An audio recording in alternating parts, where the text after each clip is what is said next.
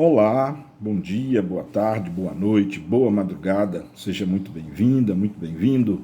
Meu nome é Marcos Vinícius e quero te convidar para a nossa aula de número 120 da obra O Céu e o Inferno, ou a Justiça Divina segundo o Espiritismo. Na aula de hoje, aliás, a aula de hoje faz necessário uma revisão das últimas aulas, tá? Pelo menos das aulas 119 e 118. Se você não está muito lembrada ou muito lembrado destas, e principalmente se você não assistiu às aulas 118 e 119, provavelmente você não vai entender nada dessa aula de hoje. Portanto, fica aí a recomendação de revisar as aulas anteriores, 118 e 119, só então você vem para essa aula. Todo mundo, espero que estejam lembrados, né, da, da, da aula do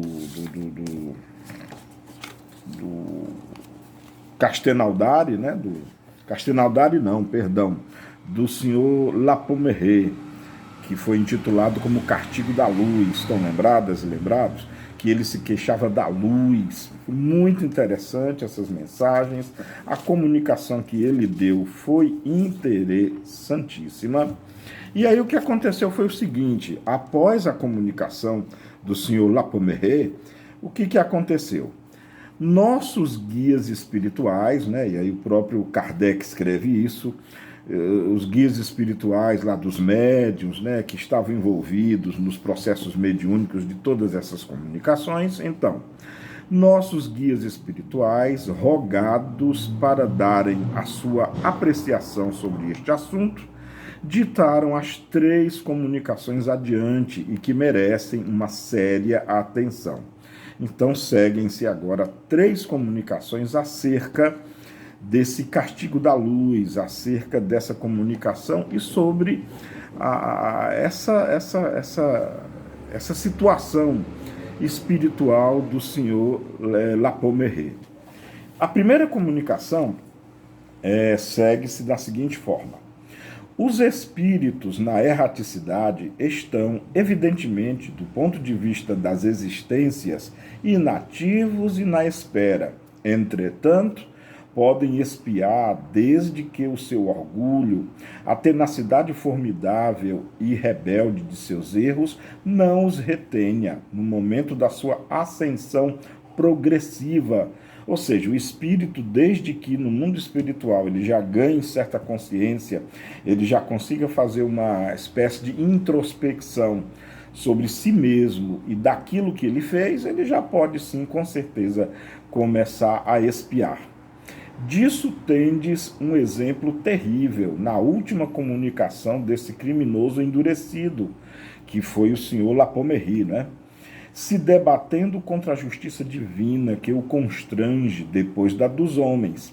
Então, nesse caso, a expiação, ou antes o sofrimento fatal que os oprime, em lugar de lhes aproveitar e de fazê-los sentir a profunda significação de suas penas, exalta-os na revolta e faz brotar neles esses murmúrios que, nas escrituras, sua poética eloquência chama ranger de dentes, imagem por excelência, sinal do sofrimento do humilhado mais insubmisso, perdido na dor, mas cuja revolta é bastante grande ainda para recusar reconhecer a verdade da pena e a verdade da recompensa.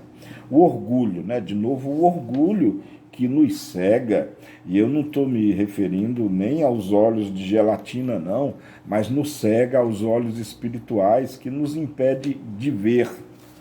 E aí a mensagem segue: os grandes erros, frequentemente, e mesmo quase sempre, continuam no mundo dos espíritos, do mesmo modo as grandes consciências criminosas.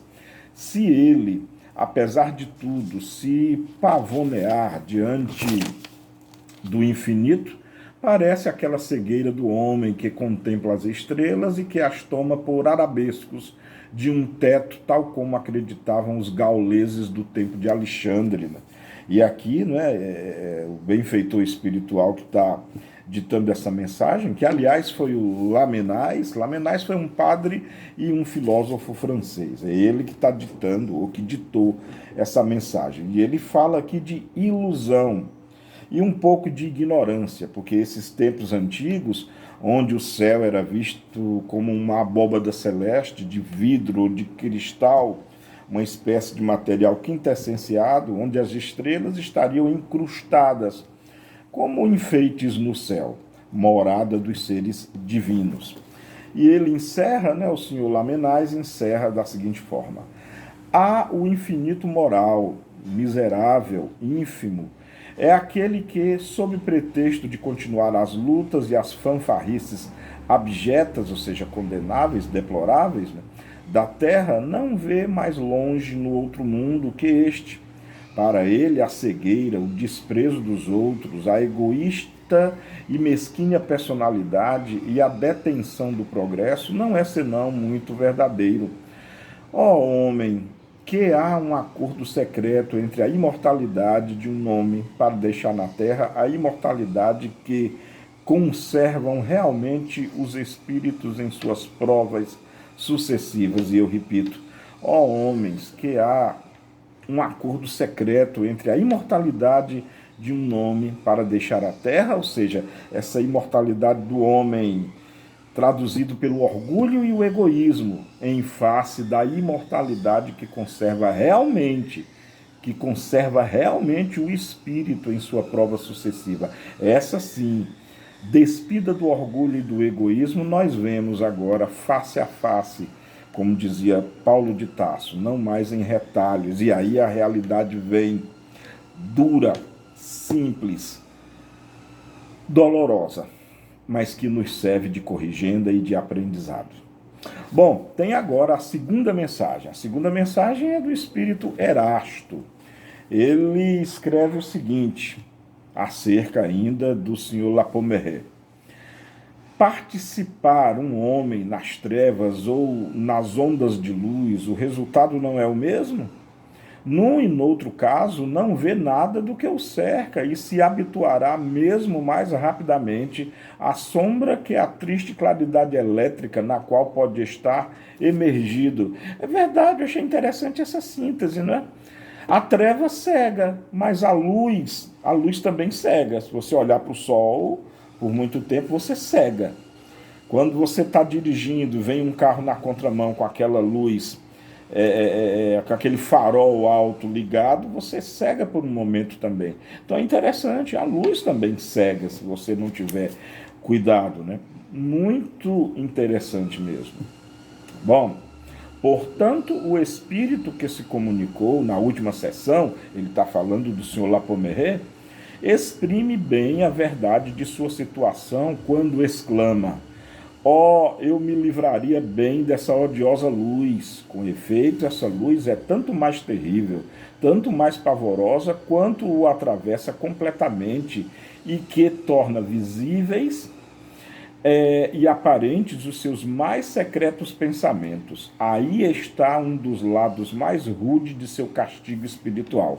Lembram na mensagem dele? Está lá na aula, se eu não me engano, 118 ou 119, que ele diz assim, ó, o próprio espírito Lapomere: eis que essa luz me atravessa como se fosse uma flecha pontiaguda, mais ou menos assim. Lembra? E ele sofre com isso, ele sente com isso. Bom, continuando aí. Ele se encontra, por assim dizer, enterrado na casa de vidro que pedia Sócrates. É uma alusão lá ao filósofo Sócrates, quando ele fala de algo que no futuro rendeu um material para que Platão expusesse o mito da caverna de Dragão, da caverna de Platão. Não vou me deter nisso não, tá?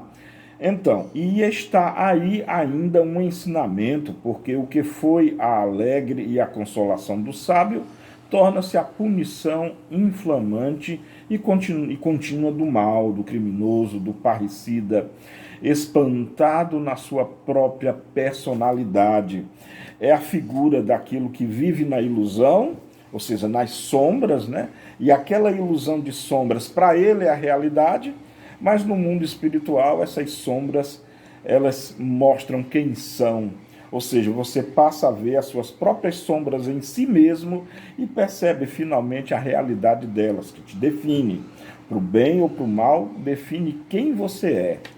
E olha, você que está me ouvindo agora e me vendo, todos nós passaremos por isso. Portanto, temos que cuidar da nossa vida, temos que cuidar de melhorarmos, temos que cuidar de passar a fazer aquilo que é certo, aquilo que é correto.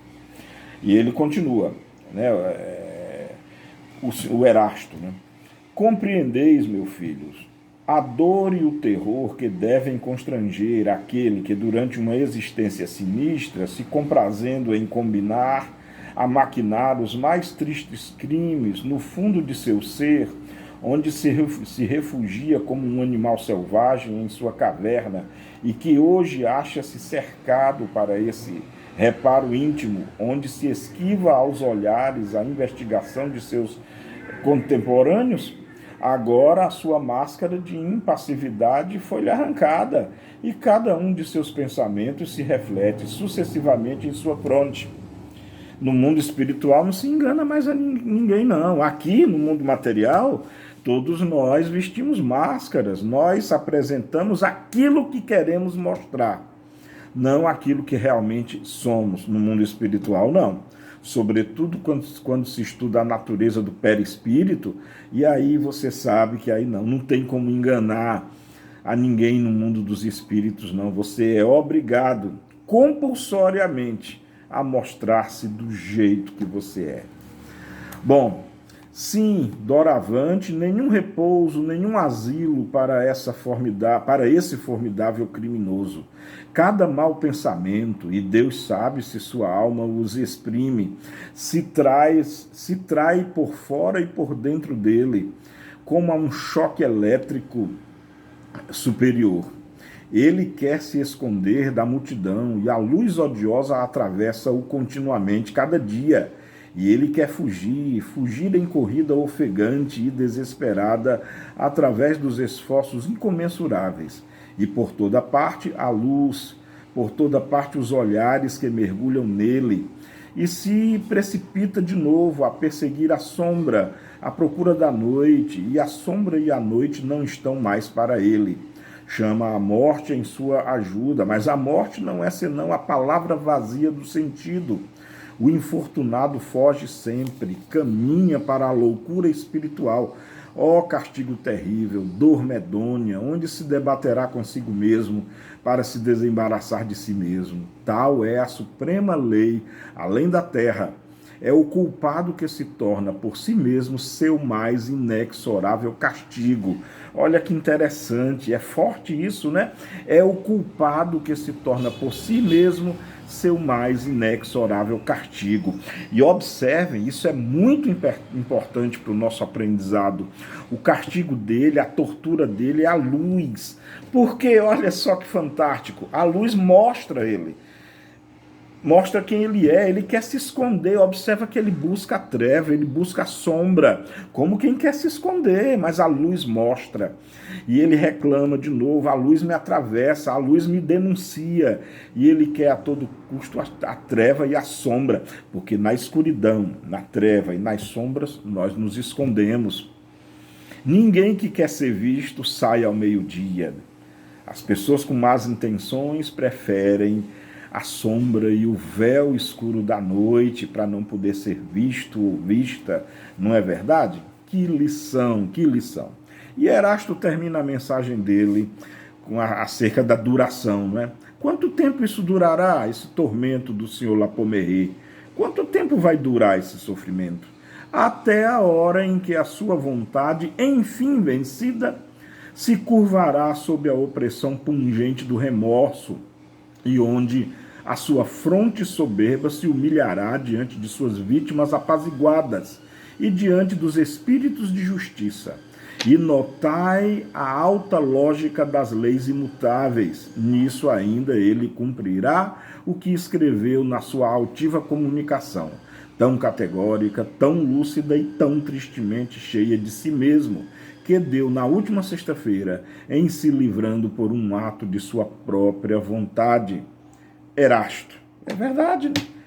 É a consciência, né, que vem primeiro através do remorso. Enquanto, olha, o remorso é o pontapé inicial para o arrependimento. Enquanto os nossos atos terríveis, odiosos e errôneos não nos causarem remorsos, nós não acharemos que estamos errados. Simples assim. E esse representa o limite e o alcance dos nossos erros. Finalmente, vem a terceira mensagem, que é do senhor Jean Renaud. Jean Renaud foi um filósofo francês, e essa mensagem dele é maravilhosa. Vejam só. A justiça humana não faz exceção da individualidade dos seres que ela castiga, medindo o crime pelo próprio crime, atinge indistintamente, sem distinção, não é? Ou seja, alcança o culpado sem distinção de sexo e qual seja a sua educação. Já a justiça divina procede de outro modo. As punições correspondem ao grau de adiantamento dos seres aos quais são infligidas. A igualdade do crime não constitui a igualdade entre os indivíduos. Dois homens culpados no mesmo grau podem estar separados pela distância das provas que mergulham um na opacidade intelectual dos primeiros círculos iniciadores, ao passo que o outro, tendo-os ultrapassado, possui a lucidez que livra o espírito da perturbação. Não são, então, mais as trevas que castigam, mas a acuidade da luz espiritual. É a acuidade da luz espiritual que castiga agora. Ela atravessa a inteligência terrestre e fala sentir a angústia de uma praga posta ao vivo. Olha que maravilha, né? Observe que na lei humana, em que o juiz, né, ele analisa o crime, não a individualidade. Já na lei divina, além do crime, é analisado o espírito. E nós sabemos a quem mais é dado, mais é cobrado. A quem tinha o conhecimento do bem e do mal, a quem tinha o discernimento do que é certo e do que é errado, quando erra, é mais culpável, muito mais culpável do que aquele ou aquela que tenham feito o mesmo crime, mas que não tinham consciência do que estava fazendo, ou que não tinham tanta consciência quanto aquele que mais a tem. Esse com certeza será mais culpado. E aí olha como fecha, olha como faz sentido. A luz agora a luz do conhecimento. Essa perturba aquele e aquela que tem consciência, porque aquele e aquela que tem consciência não pode se excusar, não pode se esquivar e não pode dizer, eu não sabia, eu não tinha consciência disso. Eis que a luz da verdade, a luz do conhecimento, como que com o dedo em riste, acusa e aponta e diz no âmago da sua consciência, você sabia o que estava fazendo, portanto não há desculpa. Que elucidativo, que lição, né, o senhor Jean Renaud está nos dando. E ele continua.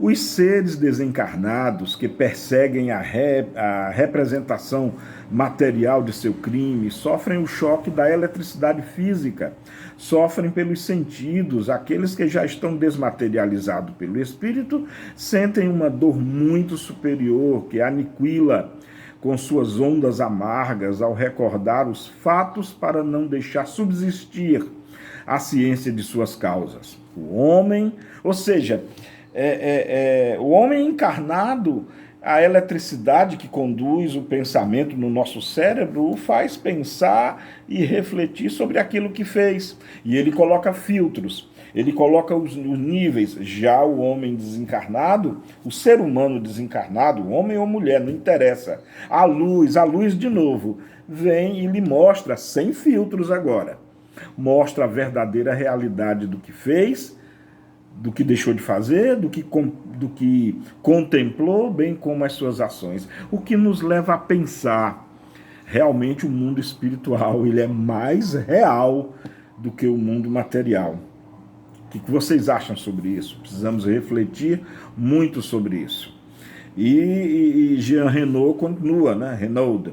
O homem pode, pois, apesar da criminalidade de suas ações, possuir um adiantamento interior, e ao passo que as paixões o fazem agir como um animal, as suas faculdades aguçadas elevam-no acima da espessa atmosfera das camadas inferiores. A ausência de ponderação do equilíbrio entre o progresso moral e o progresso intelectual produziu as anomalias muito frequentes nas épocas do materialismo e de transição. E que mensagem! É para os dias de hoje. É para os dias de hoje que nós estamos vivendo tempos de transição e estamos vivendo um culto à matéria, um materialismo doentio, exacerbado, permita-me ser redundante, exagerado, e que está massacrando o espírito humano. Hoje, novembro de 2024, me espanta que essa mensagem de Jean Renaud, há quase 200 anos atrás, há mais de 150 anos atrás, nos fira a alma ainda nos dias de hoje, porque é o que estamos vivendo. A escravidão pela matéria, as pessoas enlouquecidas buscando cada vez mais ter, em detrimento do ser, que cada vez mais está relegado, infelizmente, não mais a segundo plano, mas a terceiro, quarto, quinto, a enésimo plano. Que profundo, que luz que nos atravessa. Agora é a nossa vez de dizer que luz que nos atravessa e nos desmascara, não é verdade? E como Emmanuel dizia, nos lembra agora as palavras de Emmanuel, quando ele alude às duas asas que nos fazem alçar o voo rumo à evolução, a asa do conhecimento, a asa mais material e a asa da moral, dos bons sentimentos e das boas emoções. O voo perfeito se faz com a comunhão, com a comutação, com a combinação linear dessas duas asas, uma visão vetorial do processo. E Jean Renaud continua: a luz que tortura o espírito culpado é, pois, o raio espiritual inundando de claridade os refúgios secretos de seu orgulho e descobrindo-lhe a inutilidade do seu ser fragmentário. Estão aí os primeiros sintomas e as primeiras angústias da agonia espiritual que anunciam a separação ou dissolução dos elementos intelectuais, materiais que compõem a primitiva dualidade humana, e devem desaparecer na grande unidade do ser perfeito. Jean Renaud, filósofo francês. E que bonito, né? Eu repito, a luz que tortura o espírito culpado é, pois, o raio espiritual inundando de claridade, de novo, a luz de novo incomodando, né? A luz espiritual que te mostra quem tu és, que te mostra a tua própria natureza. Que maravilha! Bom, para encerrar, tem um comentário aqui do Kardec, onde ele escreve: estas três comunicações, obtidas simultaneamente, se completam uma pela outra e apresentam o castigo sob um novo aspecto eminentemente filosófico e irracional. É provável que os espíritos, querendo tratar essa questão segundo um exemplo, terão provocado com esta finalidade a comunicação espontânea do espírito culpado. É muito provável, né, que através dos estudos eles possam até ter convidado, no caso, o senhor Lapomeret a dar as comunicações que ele deu. De novo, recomendo a uma revisão das videoaulas 118 e 119. E aqui há um dado, à guisa de comentário, está lá na Revista Espírita, de junho de 1864. Ao lado deste quadro tomado sobre o efeito, eis para estabelecer um paralelo aquele que um pregador, pregando a quaresma em Montreuil-sur-Mer, em 1864, traçou o inferno. E aí, nessa visão mais pároca, essa visão mais humanamente teológica, a visão do inferno seria essa. Abre aspas. O fogo do inferno é milhões de vezes mais intenso que o da terra. E se um dos corpos que lá se queimam sem se consumir viesse a ser repelido sobre o nosso planeta, ele o empestaria de uma extremidade à outra. O inferno é uma vasta e sombria caverna crivada de pregos pontudos, de lâminas de espadas bem afiadas, na qual são precipitadas as almas dos condenados. Minha nossa! E aí, o que vocês acharam? Deixem aí os seus comentários. Essa foi a aula de número 120, ficou um pouco longa, mas não tem outro jeito. E que excelente! 3 comunicações maravilhosas para as nossas reflexões. Leiamos, estudemos e reflitamos, pois. Amemo-nos como Jesus nos amou, isso é fundamental.